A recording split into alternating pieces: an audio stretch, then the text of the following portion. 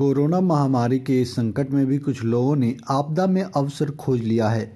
हिमाचल में इन दिनों PPE kit घोटाले की जबरदस्त चर्चा है और अब यह चर्चा राज्य से निकलकर राष्ट्रीय स्तर पर भी आ गई है। लेकिन राष्ट्रीय मीडिया ने इस मामले पर अपनी चुप्पी साधी हुई है। लेकिन क्यों, इस पर चर्चा बाद में।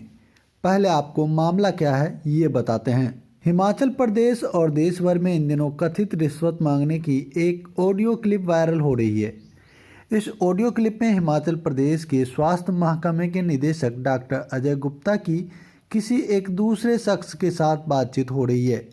डॉक्टर अजय गुप्ता जिस शख्स से बात कर रहे हैं उसे एक बीजेपी नेता का करीबी बताया गया। ऑडियो क्लिप में 5 लाख रुपए देने की बात सुनी जा सकती है। ऑडियो क्लिप वायरल होने के बाद राज्य में सियासी भूचाल आ गया और बात यहां तक बढ़ गई कि हिमाचल बीजेपी के अध्यक्ष डॉक्टर राजीव बिंदल को अपने पद से इस्तीफा देना पड़ा।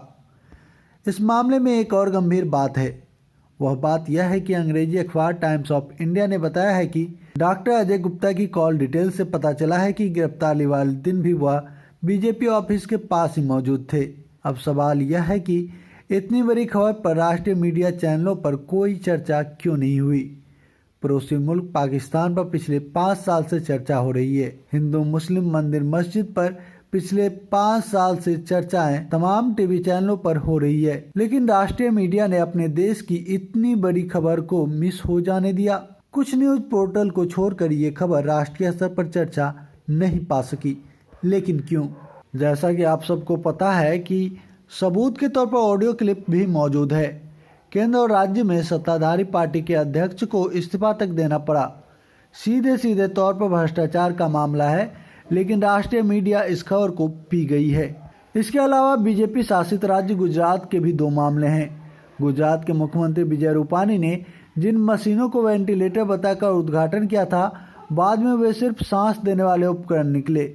सच्चाई सामने आने के बाद राज्य सरकार को भारी शर्मिंदगी का सामना करना पड़ा। वहीं इसके अलावा गुजरात में N95 मास्क बेचने के मामले में भी बीजेपी सरकार पर मुनाफाखोरी के आरोप लगे हैं। ये दोनों खबरें भी राष्ट्रीय मीडिया में जगह नहीं बना सकी। सवाल फिर वही, लेकिन क्यों?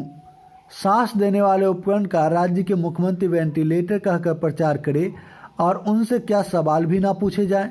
सामान्य राजनीतिक ज्ञान रखने वाले व्यक्ति को भी यह समझ आ जाएगा कि इन खबरों को राष्ट्रीय मीडिया ने क्यों नहीं छुआ, या छुआ भी तो सिर्फ रस्म अदायगी की।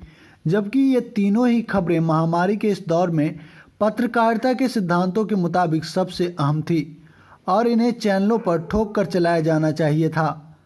अखबारों में स्याही खत्म होने तक लिखा जाना चाहिए था, लेकिन अफसोस ऐसा ना हो सका। परंतु सोचिए कि अगर ऐसा कुछ विपक्षी दलों की सरकार में हुआ होता तो अब तक क्या इसी राष्ट्रीय मीडिया ने आसमान सिर पर नहीं उठा लिया होता? मतलब यह कि सब कुछ शीशे की तरफ साफ है कि किस मुद्दे पर बहस करनी है और किस पर नहीं। ये सारी चीजें एक एजेंडा की तरह सेट है।